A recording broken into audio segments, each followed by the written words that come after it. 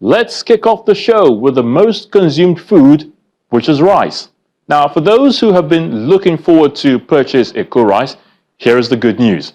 You can walk into the Lagos Commodities and Futures Exchange or visit the State Input Supply Authority at Okwaba Agege. This is according to the State Special Advisor on Agriculture, Mr. Oluwarotimi Fashola, who made this comment during a facility tour of the Lagos Rice Mill Imota in the Ikorodu area of Lagos. Take a look. Lagos Rice Mill, situated in Imota, Ikorodu area of Lagos State, is a massive integrated infrastructure that sits on 22 hectares of land, consisting 2 warehouses, 16 silos, and the rice mill occupies 8.5 hectares of the entire space. The facility, completed by the administration of Governor Babajide Sanwo-Olu, is up and running, and the State Special Advisor on Agriculture, Mr. Oluwarotimi Fashola, who is in charge of the rice initiative, is here at the mill to showcase the production process.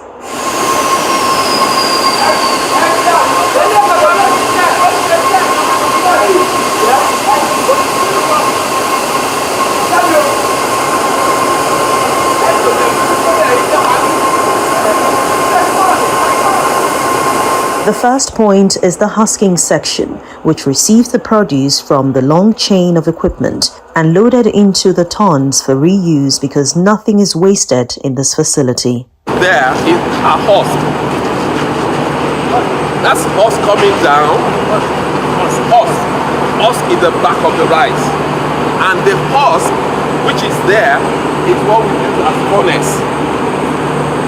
At the silos area, a control manager monitors the paddy brought into the mill to ensure it is of good quality, and the silos has a capacity to store 40 tons of paddy. Every machine is linked to this place. If there is a clog, if there is a stop, if anything at all, there is an alarm that comes up that tells you this particular machine, there's something wrong with it. So somebody will have to physically. Therefore, at any time operation is going on, all our control rooms must be manned. So we have both the people manning the control room as well as people at all the stations to check, because all the stations, from the husking, the stoning, whitening, polishing, color sorter, they're all linked together, and any stop in the chain will affect the entire operation. So we cannot afford a stop. That is why we do not use public electricity. Because if we are milling and NEPA should stop, it affects our operation. So anytime we are milling, it's the generator that comes on. The Special Advisor on Agriculture, who leads the team to the waste product section where the workforce bags the waste from the machine.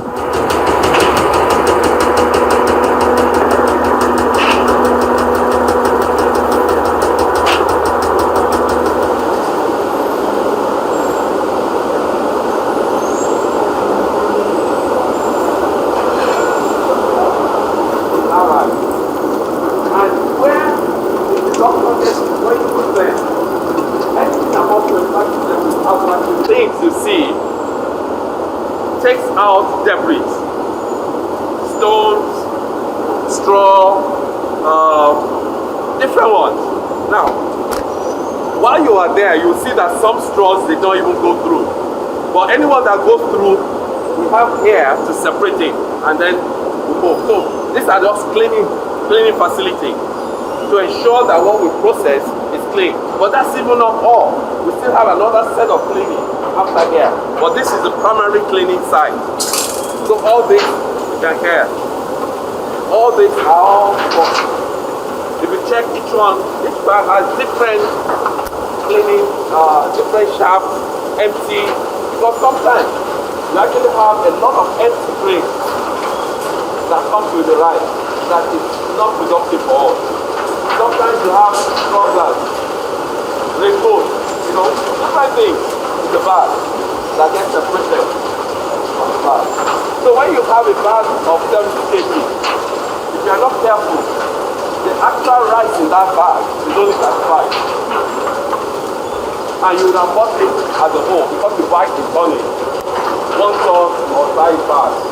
So if the person that drives the bag for you is not careful, and if you don't have a quality control person, what we do is that when we get here, our quality control goes through them and makes a deduction based on the quality of the rice. The next stop is the rice parboiling section, a critical aspect of the production, where the rice undergoes steaming for some hours and the output is monitored at this designated control room. So you have the soaking tank, you have the steaming tank, and then you have the dryer. So the activity of the soaking tank, parboiling tank, and the dryer gets monitored here. So if there's any issues, it gets detected, and then they can physically go and check what the issue is and resolve it. So each of them has, like over there is also a control room there. This is the control room for the parboiling section. The milling center has 2 lines. Line A is where the cleaning begins, taking charge of 8 silos, while line B also takes charge of another 8 silos. Another important aspect of rice production is color sorting. In here, an automated equipment is available to carry out the task seamlessly and achieve a unified color.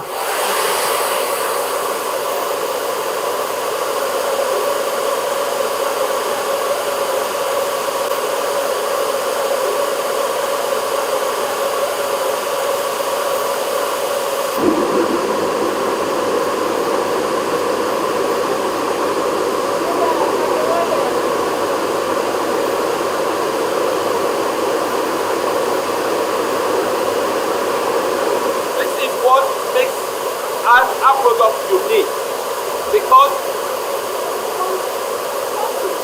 the color sorter is one of the latest technology currently on, and its function is to use the light system to sort colors.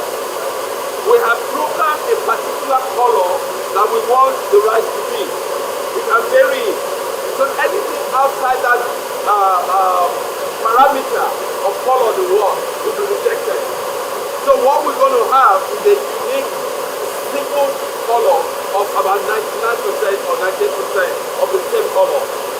And this is very, very important. If we don't have it or we don't use it, we're going to be having a mixture of color in a bag. The quality control manager explains each of the rice displayed in this room. This is the raw material from farm. It's called paddy or rough rice. Here it has impurity, it has straws, it has immature. Here the pre-cleaning machine over there has pre-cleaned the paddy, removing the straws up to 80 to 75%. Then here you see a pure clean paddy, although there are some still level of immature left. Then after the liquid, this where the parboiling process ends. This is where the milling starts. The first machine you will see in the milling is the destoner, which removes the stone, because these stones are not good for the milling machine. The whitener uses abrasive stone. So by the time these stones enters into the whitener, it will break the screen of the whitener, and it also affects the rubber roller of the machine. Then after removing the stone, you see the dehusking machine. This dehusking machine removes the husk on the rice, on the paddy, leaving the brown rice to move forward. Like he explained, the brown rice is what the husk is coating. After the husk removed, we have a paddy separator. The job of the paddy separator is because the husker is designed to run up to 90 to 95%. There are some paddy left that the separator needs to remove and send back to the paddy dehusker, so that they will further reprocess and give us a good brown rice. Then here, you will see a full brown rice. Here, there is no husk involved because the machines in front are not designed to remove husk. So we ensure that the paddy separator is adjusted in a way that it will remove the paddy or husk completely. Then after this, here you see the whitening machine.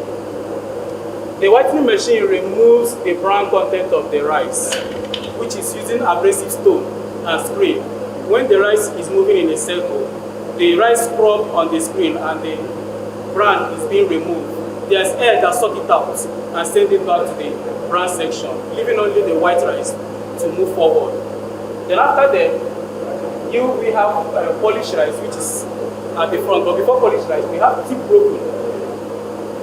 After the abrasive stone must have applied on the rice, there are some percentage of rice that will break. So after that, the machine removes those small particles of broken rice so that they won't go to the polisher to make it sticky, because the polisher uses water to polish rice. We have a machine that removes this broken. It's called length grader. So the machine goes and removes the broken. Then after that, we have a color sorter, which gives us this pure white rice and remove this reject.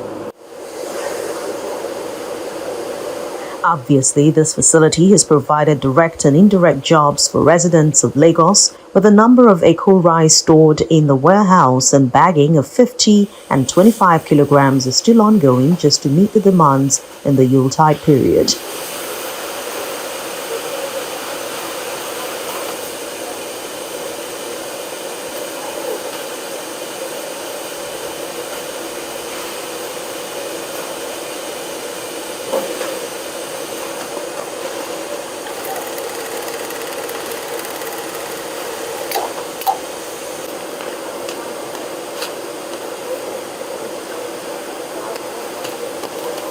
For those who are not aware, Eco rice can be purchased from the Lagos Commodities and Futures Exchange or the State Input Supply Authority, Okoba Agege. The special advisor explains the reason. We are working with commodities so that they have more distributed outlets. For example, this is just an example. We might say, okay, let's zone out Lagos and say Lagos Island here. Remember that it is not government distribution. So somebody in Lagos Island will say, okay, for example, Sura, I want to buy this rice and supply in Sura. So we say, oh, go to Sura, you'll get the rice. Go to Ikorodu. Right now, here in Imota, there's a shop in Imota that sells Eco rice. There's a shop in Ikorodu that sells. But is it everybody in Ikorodu that knows? No. We need to understand the dynamics of our population vis-a-vis distribution. So when you talk about flooding presupposes that wherever you go, you find it. It is impossible. Eco rice from farm fresh paddy is rich in nutrients, and the state government assures residents of increased distribution to major markets across the state at affordable price.